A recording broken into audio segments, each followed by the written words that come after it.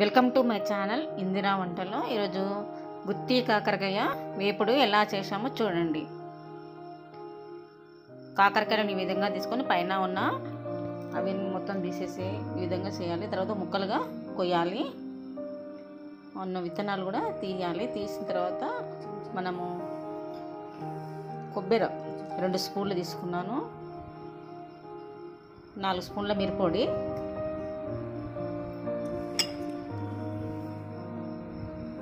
ఒక స్పూన్ పసుపు, 2 స్పూన్ల ధనియాల పొడి, 2 స్పూన్ల ఉప్పు వేసి బాగా కలపాలి. మొత్తం కూడా బాగా కలిసేటట్టు కలపాలి. కాకరకాయలు కోసి పెట్టుకున్న కాకరకాయలకు ఈ మిశ్రమాన్ని పట్టించాలి.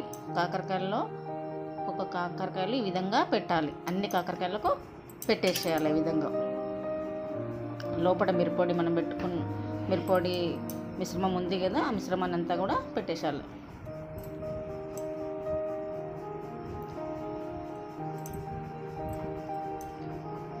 కలిపి ఉంచుకున్న పొడి ఉంది కదా, ఆ పొడి మొత్తం కూడా అందులో కాకరకాయల్లో పెట్టేసేయాలి. ఈ విధంగా అన్ని కాకరకాయలకు పెట్టేసేయాలి.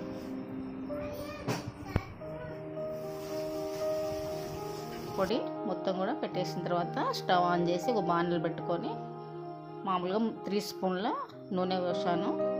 అందులో ఇవి వేయాలి. ఎక్కువ నూనె కూడా వేయకుండా 3 స్పూన్లు అయితే మస్తు అవుతుంది. ఈ విధంగా అన్నీ కూడా వేసి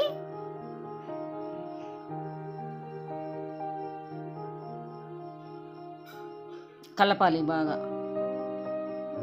ఇక మసాలా పైన మనకేం పట్టదు, ఇదే మసాలా సరిపోతుంది. మనం వేసుకున్న పొడి మస్తు అవుతుంది. ఇక మనం ఏమి వేయక్కర్లేదు, వీటిని బాగా వేపుకుంటే సరిపోతుంది. మూత పెట్టాలి, కొద్దిసేపు మగ్గుతాయి. ఈ విధంగా మగ్గిన తర్వాత మళ్ళీ ఫ్రై చేసుకోవాలి. వాటర్ అస్సలు వేయకూడదు. ఈ విధంగా అన్ని ముక్కలకు పట్టేటట్టు ఫ్రై చేయండి. ఇగో ఈ విధంగా చేయాలి. మొత్తం ఈ విధంగా వచ్చేటట్టు చేసుకుంటే ఫ్రై తయారైపోతుంది.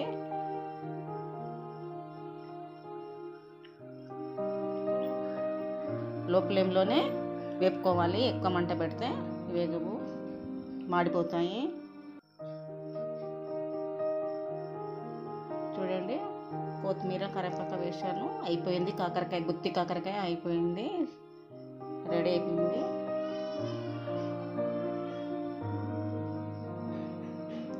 ఇక మనం ఉప్పు కారం అన్నీ ఒక్కసారి అందులో పెట్టేసాం కాబట్టి ఇప్పుడు ఏమి వేయక్కర్లేదు. రెడీ అయింది. గుత్తి కాకరకాయ ఫ్రై చాలా టేస్ట్గా ఉంటుంది, అన్నంలోకి కానీ చపాతీలోకి కానీ. Thanks for watching. Please like, share and subscribe.